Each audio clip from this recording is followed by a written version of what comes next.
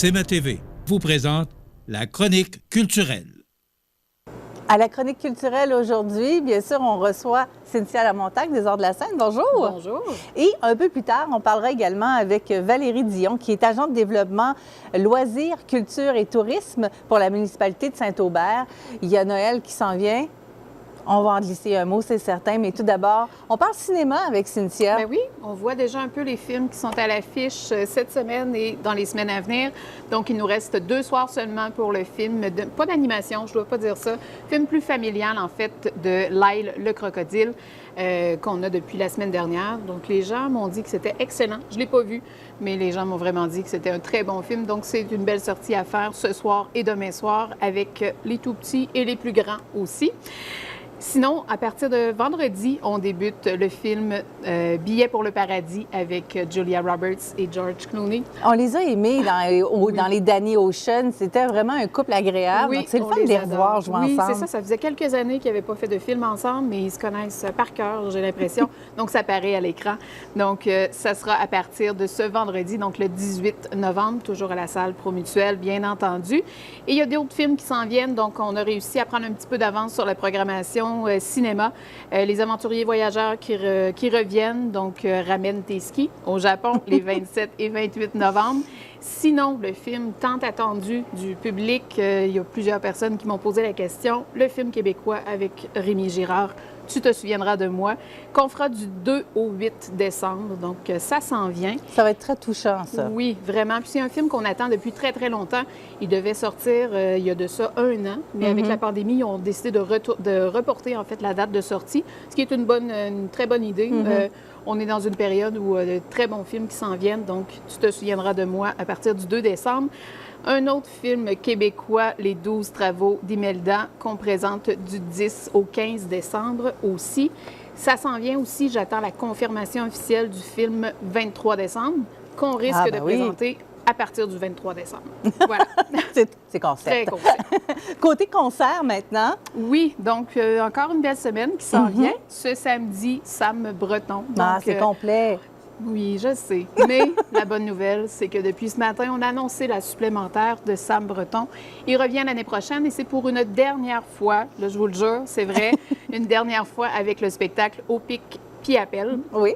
Donc, vendredi, c'est un vendredi, le 10 novembre 2023. Les billets sont en vente à compter de?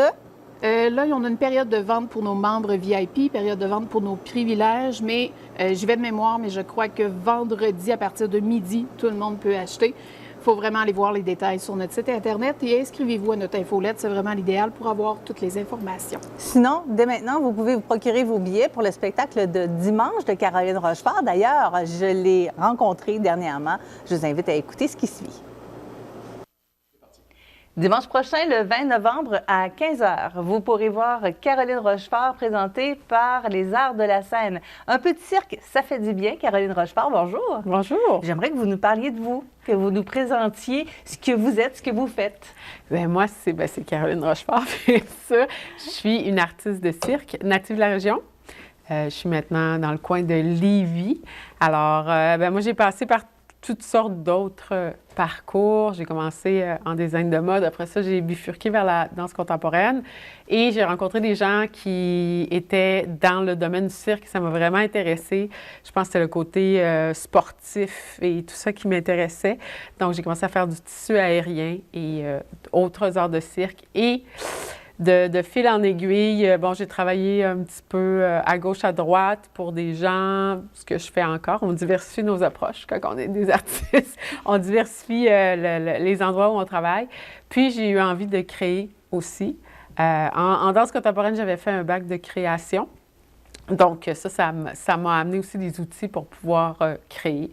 Donc, j'en suis arrivée là, au départ en 2017 avec un show de rue. Gladys Recherche-Marie, le spectacle de rue, donc c'était à 30 minutes. Et éventuellement, là, j'ai eu le goût de créer un show pour les salles et j'ai demandé une bourse au Conseil des arts et des lettres du Québec, je l'ai eu. Et je l'ai eu en 2019. Et voilà où j'en suis aujourd'hui là, avec ce projet-là qui a bien sûr été entrecoupé nombreux épisodes d'ouverture et de fermeture liés à la pandémie. Mais je suis contente que vous nous parliez justement du début de Gladys parce qu'un spectacle, que ce soit un spectacle de cirque ou peu importe, c'est quelque chose de longue haleine. Ça ne se crée pas en claquant des doigts. Non, non, effectivement. Et le développement d'un personnage, parce que c'est un personnage, c'est Gladys Recherche Marie, c'est une histoire avec vraiment des situations. T'sais, on suit un petit peu cette créature. Je sais pas, j'oserais l'appeler une femme, cette créature-là, au travers de sa quête pour son mari. Donc, quand on crée un personnage, je trouve que c'est bien d'avoir le temps de développer le personnage. La pandémie, ça a permis ça. Le spectacle était supposé sortir à l'Anglicane au départ en mai 2020. Et bon, ça n'a pas eu lieu, bien évidemment. Mais ça a permis aussi de pouvoir continuer à créer, repenser le personnage, repenser les situations. Et voilà, donc ça prend vraiment du temps, puis ça prend un bon accompagnement, là. Moi, j'ai un très bon metteur en scène qui est avec moi. C'est Yves Dagenet, qui est très connu là, dans le monde du comique, là, du cirque, du clownesque et tout ça. Donc, oui, ça prend du temps. On est dans la salle promutuelle des Arts de la scène. C'est une salle que vous connaissez bien. C'est peut-être une deuxième maison. À peu près. Les Arts de la scène ont été vraiment, vraiment généreux avec moi j'ai fait une résidence de création ici l'an dernier. On a été tellement bien accueillis, moi et mon équipe. Là. Ça a été une résidence sur 3 ou 4 jours, je ne me rappelle plus. Après ça, on a fait une présentation. J'ai pu filmer. Un petit peu plus tard, j'ai fait une présentation publique. Ils sont occupés d'inviter des gens parce que l'humour, c'est bien d'avoir un public. Mm-hmm. Donc, quand il n'y a personne dans la salle pour rire, c'est plus difficile. Donc, ils se sont occupés de tout ça. Ils ont vraiment été géniaux là, du début à la fin. Donc, oui, ça fait plusieurs fois que je viens ici. On connaît bien la salle. Alors là, ça sera le temps de rencontrer vraiment Gladys. Oui, exactement. Pouvez-vous nous la présenter un peu, cette Gladys? Bien, Gladys, c'est une femme d'une trentaine d'années. Et c'est une femme qui cherche un mari. Moi, je voulais que Gladys, ça ne soit pas une femme qui n'est pas capable. Donc, dans le spectacle, elle n'est pas toujours en train de rater ce qu'elle fait, mais elle n'a juste pas les codes de la séduction. Moi, ça, c'est quelque chose qui m'a intéressée de parler. Le spectacle est très léger, c'est un show humoristique clownesque, mais il y a quand même un propos en arrière. C'est tous ces genres de codes-là de séduction. Puis tout le monde en a un petit peu. Parce que moi, personnellement, j'en ai une Gladys en moi là, qui n'est pas toujours sûre de toutes les comprendre. Là. Un peu gaffe. Ouais, c'est ça. Donc, j'ai voulu parler un peu de ça. Donc, Gladys, c'est pas une fille qui est toujours en train de rater tout ce qu'elle fait. Elle est capable dans la vie, elle va faire, dans le spectacle, il y a des bouts acrobatiques. Mais c'est une femme qui n'a pas les codes de la séduction, qui est un peu gaffeuse, mais toujours très optimiste et bon enfant. Évidemment, vous l'avez dit, il y a des bouts acrobatiques. C'est oui. Pas pour rien parce que vous êtes une acrobate. Oui. Quel type d'acrobatie vous faites? Bien, moi, dans ce spectacle-là, je vais faire ce qui s'appelle du cerceau autoportant. Donc, c'est une pôle, puis il y a un cerceau en haut. Donc, ça, c'est un appareil qu'on voit pas tous les jours, mais ça existe, c'est pas moi qui l'ai inventé.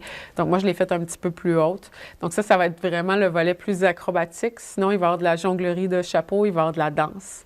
De l'humour, on l'a dit, là, bien sûr, et voilà. Et comme vous avez étudié en design de mode, vous êtes aussi derrière tous les costumes?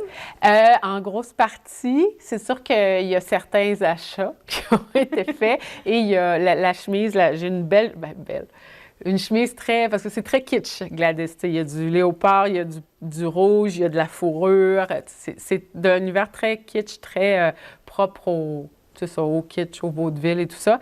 Mais j'ai une genre de chemise avec un col et des manches. Ça, c'est une couturière et très bonne et expérimentée qui l'a fait.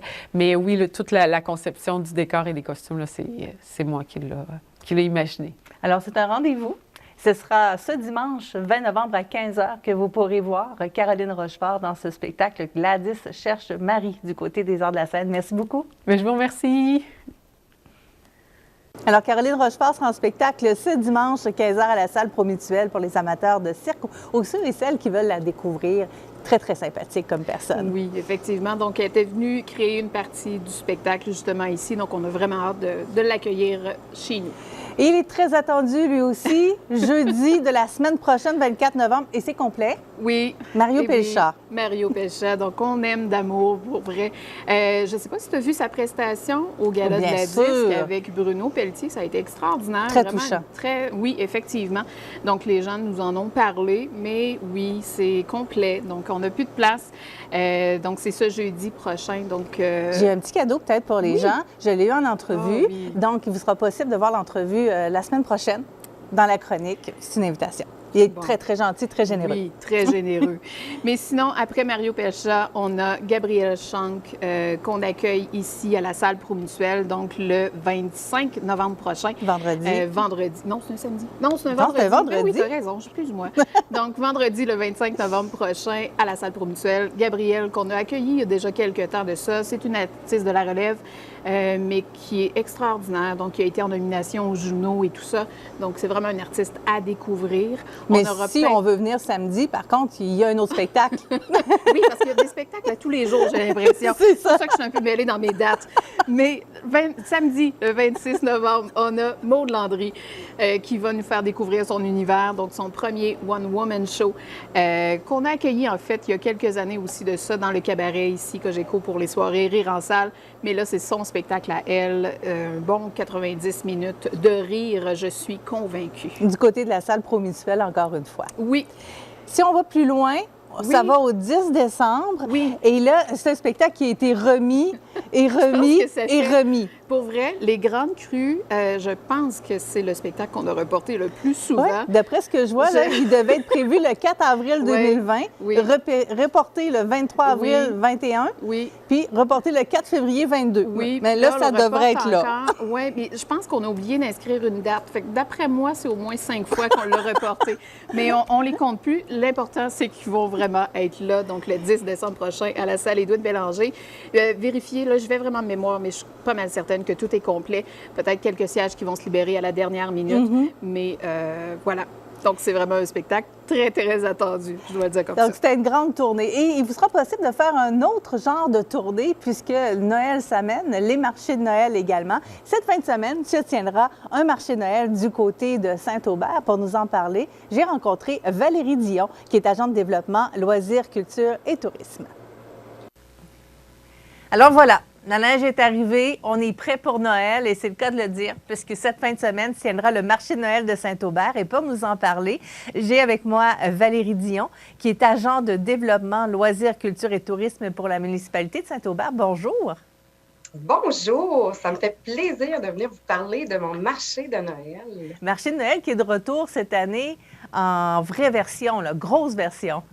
Oui, on fait vraiment en version intérieure avec pleine capacité avec nos exposants. Aussi, on a des nouveautés cette année. C'est la 8e année déjà que l'événement se tient. Fait qu'on avait besoin d'un petit vent de nouveautés. On a le samedi soir, on offre une édition de soir pour la première fois à l'extérieur. On met sur la simplicité de l'événement aussi. Il va y avoir des boissons chaudes qui vont être à la disposition des gens, des artisans aussi qui vont avoir leurs articles à l'extérieur.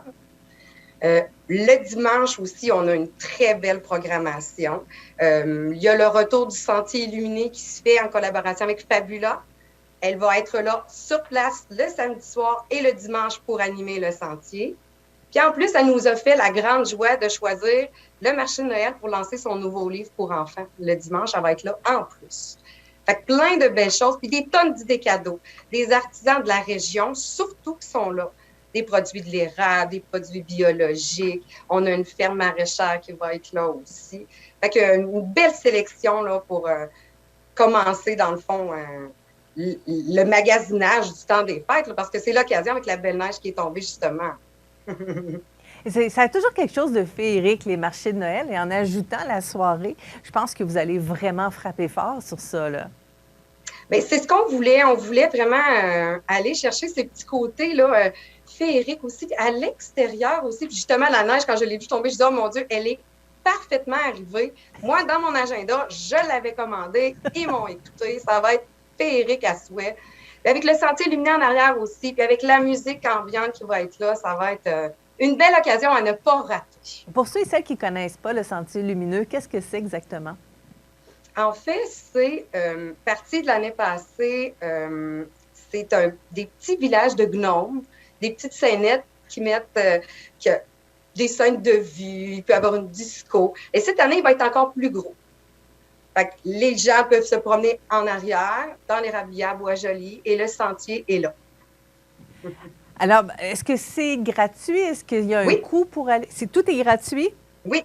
Pour l'entrée et tout? Oui, c'est ça. Tout est accessible au public. Le vendredi soir, le sentier va être là. Le samedi soir, il va y avoir l'animation par Fabula aussi dans le sentier. On va le laisser aussi en place le dimanche parce qu'on sait beaucoup que l'École Aubert de Gaspé, les élèves viennent le visiter et c'est très apprécié. Voilà. Peut-être rappeler justement les heures et les dates exactes pour le marché de Noël. Oui, c'est le samedi 19 novembre. Pour l'intérieur, c'est de 9h30 à 16h. À l'extérieur, la soirée, c'est de 17h30 à 20h30. Et le dimanche, c'est de 10h à 16h à l'intérieur. Mais le sentier lumineux va être là en place toute la fin de semaine. Du côté de la salle communautaire de l'École Aubert de Gaspé. Et sur la place de l'Église, ça, c'est pour la partie soirée. Exactement. Mais je pense qu'on a fait que le tour, ça donne vraiment le goût là, de commencer à faire nos achats de Noël avec vous. Donc, on se déplace du côté de Saint-Aubert cette année. Valérie Dion, vous êtes agente de développement, loisirs, culture et tourisme pour la municipalité de Saint-Aubert. Merci beaucoup. Merci à vous. Au plaisir de se voir. Encore une fois, plein d'idées de sortie du côté de la chronique culturelle. La semaine prochaine, Mario Pelchat avec nous. Oui. En entrevue, donc, entrevue déjà réalisée. Et Cynthia Lamontagne, vous serez également au rendez-vous. Avec plaisir. Bonne semaine. Merci.